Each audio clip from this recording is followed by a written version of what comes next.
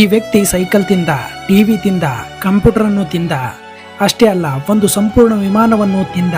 ಹೌದು ಗೆಳೆಯರೆ, ಸಂಪೂರ್ಣ ಒಂದು ವಿಮಾನವನ್ನೇ ತಿಂದು ಬಿಟ್ಟಿದ್ದಾನೆ ಈ ವ್ಯಕ್ತಿ. ನಾನು ಯಾವುದೋ ಸಿನಿಮಾ ಕಥೆಯನ್ನ ಹೇಳ್ತಾ ಇದ್ದೀನಿ ಅಂತ ತಿಳ್ಕೊಂಡ್ರ? ಇಲ್ಲ ಗೆಳೆಯರೆ, 100% ನಿಜವಾಗಿ ನಡೆದಿರೋದನ್ನೇ ಹೇಳ್ತಾ ಇದ್ದೀನಿ. ಈ ವ್ಯಕ್ತಿ ಹೆಸರು ಮೈಕಲ್ ಲೆಟಿಟೋ ಅಂತ.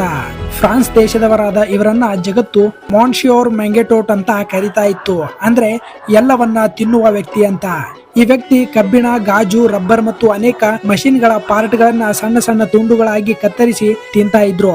1978ರಿಂದ 1980ರ ನಡುವೆ ಇವರು ಒಂದು ಸಣ್ಣ ವಿಮಾನವನ್ನೇ ತುಂಡು ತುಂಡಾಗಿ ಮಾಡಿ ತಿನ್ನಲು ಸುಮಾರು 2 ವರ್ಷ ತಗೊಂಡ್ರಂತೆ.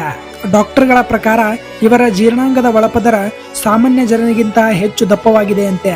ಆದ್ದರಿಂದ ಇವರು ಇಂತಹ ವಿಚಿತ್ರ ವಸ್ತುಗಳನ್ನ ತಿಂದರೂ ಸಹಿಸಿಕೊಳ್ಳುತ್ತಿದ್ರಂತೆ. ಜಗತ್ತಿನಲ್ಲಿ ಕೆಲವು ಜನರು ಮಾತ್ರ ಈ ರೀತಿ ವಿಸ್ಮಯಕಾರಿ ಶಕ್ತಿಗಳನ್ನ ಹೊಂದಿರ್ತಾರೆ. ಇದನ್ನ ನೋಡಿ ನೀವು ಮನೆಯಲ್ಲಿ ಟ್ರೈ ಮಾಡೋಕೆ ಹೋಗ್ಬೇಡಿ. ಇದು ತುಂಬಾನೇ ಡೇಂಜರಸ್. ಹೆಲ್ತ್ ಕೂಡ ಹಾಳಾಗುತ್ತೆ. ಕೆಲವೊಂದು ಕೇಸ್ಗಳಲ್ಲಿ ಸಾವು ಕೂಡ ಸಂಭವಿಸುತ್ತೆ. ಹೀಗಾಗಿ ಟ್ರೈ ಮಾಡಬೇಡಿ. ಇಂತಹ ನಿಜವಾದ ಅಮೇಜಿಂಗ್ ಫ್ಯಾಕ್ಟ್ಸ್ ಗಳಿಗಾಗಿ ನನ್ನನ್ನ ಫಾಲೋ ಮಾಡೋದನ್ನ ಮಾತ್ರ ಮರಿಬೇಡಿ.